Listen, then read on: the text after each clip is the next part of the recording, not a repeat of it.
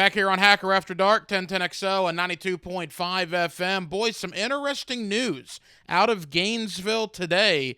Colin Castleton coming back for his 5th year in college basketball. It'll be his 3rd year at the University of Florida. What a huge get for Todd Golden going into year number 1 as the Gator basketball coach. Let's bring in our college basketball man, Mark Wise of the ESPN family of networks, always kind enough to join us here on 1010XL. Mark, how we doing?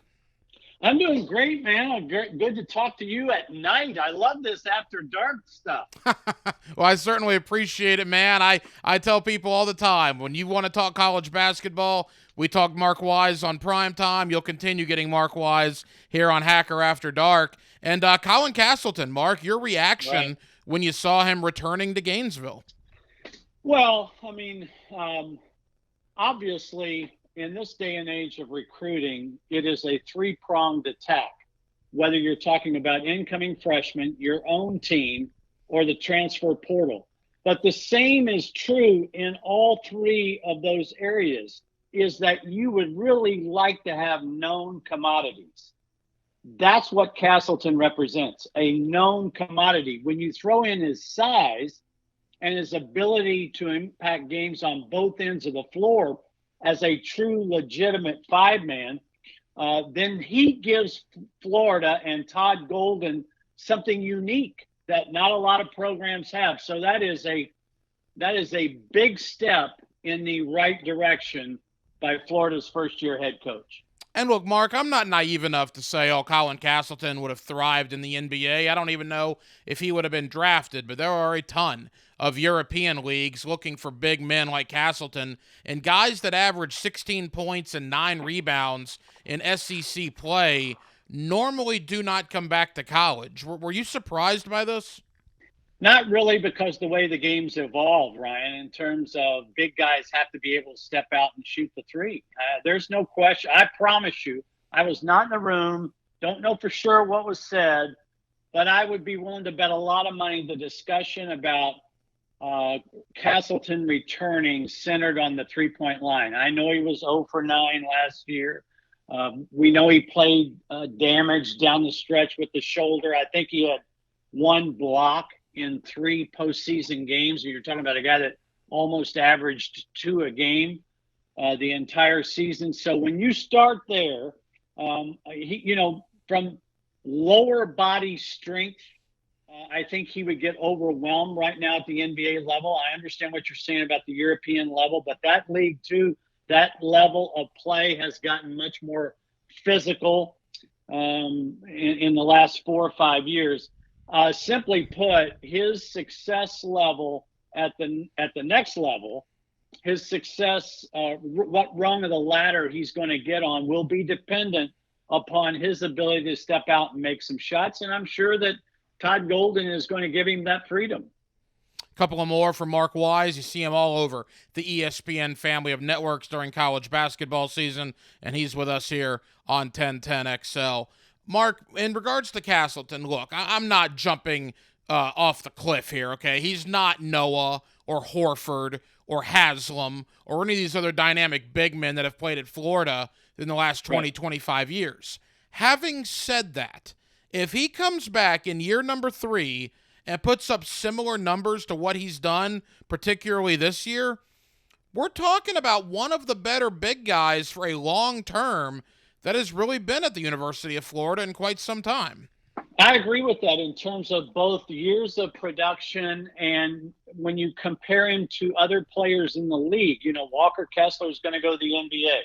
We're waiting on Shibwe to decide what he's going to do. If Shibwe doesn't return and Kessler does indeed go to the NBA, don't you think Castleton will be at the top of the list of returning big men in this conference? So from that standpoint, it is a huge day of news for the Gators. In regards to Todd Golden, Mark, you spoke on this a little earlier. I mean, this is enormous for him, right? Can you put into words what it means to get Colin Castleton back for a first-year head coach there at Florida?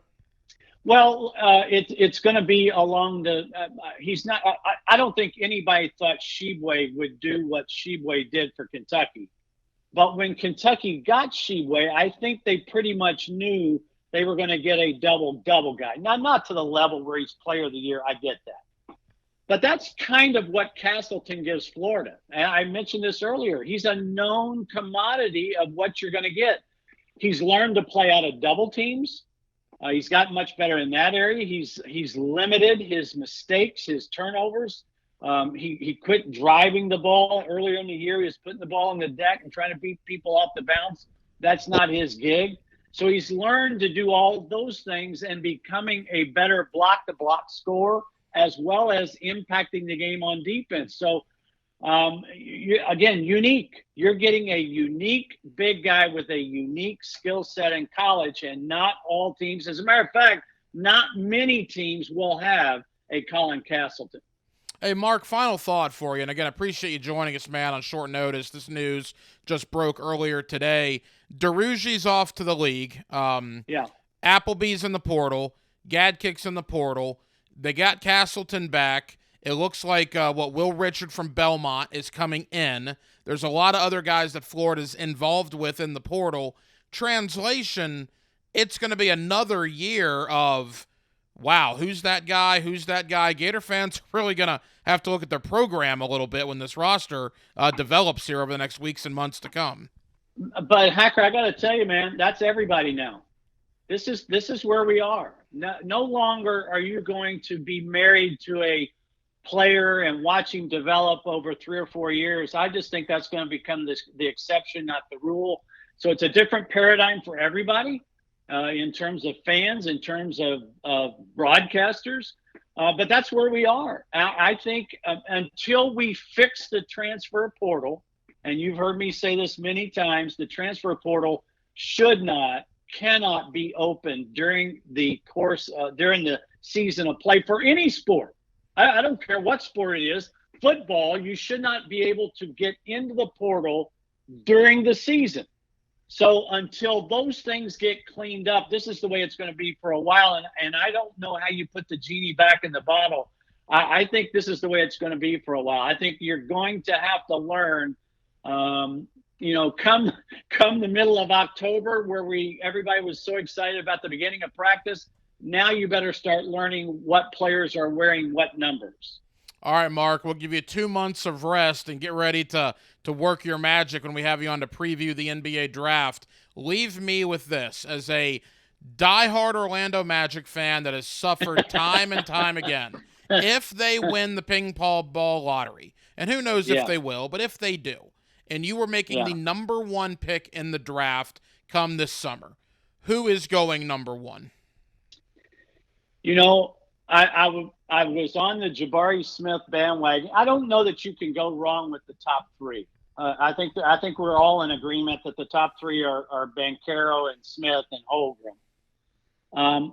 I think the way I saw Banchero play in the NCAA tournament, I'd be tempted to go in that direction. I agree. But more so than any other year, as long as you stay within those top 3, I think you've got a player for the future, for the now and the future.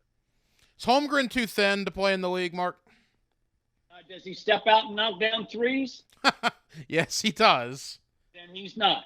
Okay, that's a good point. And people remind me, Greek Freak up in Milwaukee was very thin when he came in, and now look at him. Again, you have to remember Holmgren's only, 19 years old? That's right. So he's going to fill in. Jabari Smith is going to fill out. Banchero is the one whose body is more NBA ready. Of course, Banchero from Duke, Holmgren from Gonzaga, and Jabari Smith there at Auburn. Mark Wise, thank you very much, Mark. Always appreciate it, my friend. And we'll do it again before the NBA draft in a couple of months. We'll chat in the summer.